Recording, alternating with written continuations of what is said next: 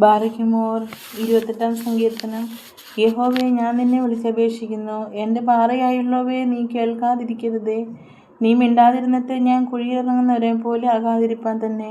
ഞാൻ എൻ്റെ കൈകളെ വിശുദ്ധാന്തർമന്ദിരത്തെങ്കിൽ ഉയർത്തി നിന്നോട് നിലവിളിക്കുമ്പോൾ എൻ്റെ യാചനകളുടെ ശബ്ദം കേൾക്കണമേ.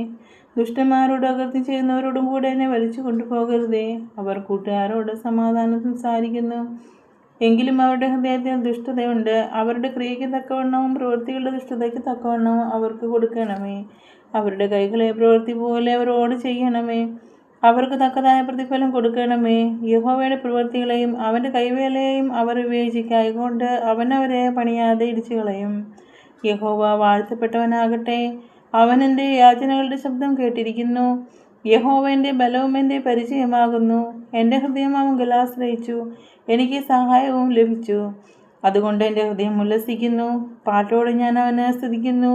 യഹോവ തൻ്റെ ജനത്തിൻ്റെ ബലമാകുന്നു, തൻ്റെ അഭിഷിക്തന് അവൻ രക്ഷാദുർഗം തന്നെ. നിന്റെ ജനത്തെ രക്ഷിച്ച് നിന്റെ അവകാശത്തെ അനുഗ്രഹിക്കണമേ. അവരെ മേയിച്ച് എന്നേക്ക് അവരെ വഹിക്കണമേ. ദാവീദിൻ്റെ ഒരു സങ്കീർത്തനം. ദൈവമേ, സ്തുതിക്കുമാവുന്നു. ബാറയ്ക്കുമോർ.